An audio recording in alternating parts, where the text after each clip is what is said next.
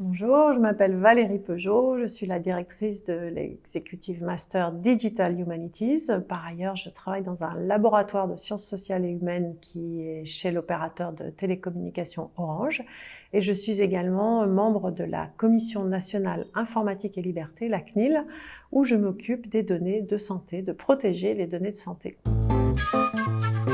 Le Master Digital Humanities est assez original par rapport à d'autres masters, exec master que l'on trouve à Sciences Po ou ailleurs, où d'habitude on se forme à un métier en particulier. Là, l'idée, c'est plutôt à un moment où toutes les organisations, qu'elles soient publiques ou privées, sont confrontées à leur numérisation, à s'approprier ce que le numérique apporte de transformation, et bien d'aider les personnes qui sont confrontées à cette évolution ou à ce bouleversement parfois, à l'appréhender, à s'y préparer, à l'accompagner, à le prendre en main. D'où le fait que notre master va marier un certain nombre de savoirs fondamentaux outillés par les sciences sociales et humaines, par exemple la sociologie du numérique, ce qu'on appelle les STS, les Science and Technology Studies, de l'économie du numérique, donc des savoirs assez fondamentaux, avec des savoirs beaucoup plus applicatifs, par exemple un peu de marketing de numérique, du droit du numérique, de l'initiation à ce que ça veut dire innover, de l'innovation ouverte avec des outils numériques, le design thinking, toutes sortes de savoirs qui ensuite vont pouvoir servir au quotidien, dans votre quotidien, si vous rejoignez ce master. L'Executive Master Digital Humanities va apporter tout un bouquet de compétences. D'abord, ce qui est plutôt de l'ordre du savoir-être, on va vous aider à booster votre curiosité et surtout à construire un regard critique sur la technologie. Regard critique, et c'est là où l'apport des sciences humaines et sociales et de la sociologie en particulier est très utile, qui va vous permettre de vous mettre à bonne distance par rapport à l'objet numérique et éviter des discours qui soient trop, on va dire, techno-enthousiastes ou au contraire des discours de peur, de crainte par rapport à la technologie.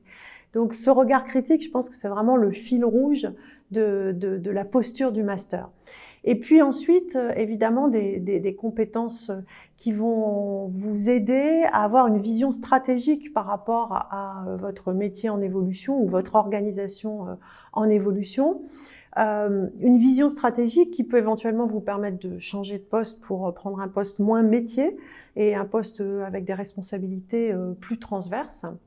Et puis enfin, je dirais que ce sont des compétences qui vont permettre de dialoguer avec les équipes techniques, les développeurs, les ingénieurs, ce qui n'est pas toujours très simple parce que d'abord, quand on n'est pas soi-même technicien, on n'a pas une conscience des difficultés auxquelles ces métiers-là sont confrontés. Donc, à travers le master, on comprend l'ambition et la complexité de ces métiers techniques et ça permet également de ne pas se faire dicter son projet stratégique par des choix technologiques, mais vraiment en pensant la place de la technologie dans une vision beaucoup plus prospective pour votre métier ou votre organisation. Alors, un conseil avant de se lancer, mais il ne faut pas que cela vous freine, simplement bien réfléchir à l'investissement en temps qu'un master va vous demander. Il faut se préparer à avoir des week-ends, des vacances studieuses pendant un gros 18 mois. Et c'est la condition à la fois évidemment pour avoir le diplôme, hein, mais c'est aussi la condition pour que ce diplôme vous serve et pour y prendre du plaisir, bien sûr.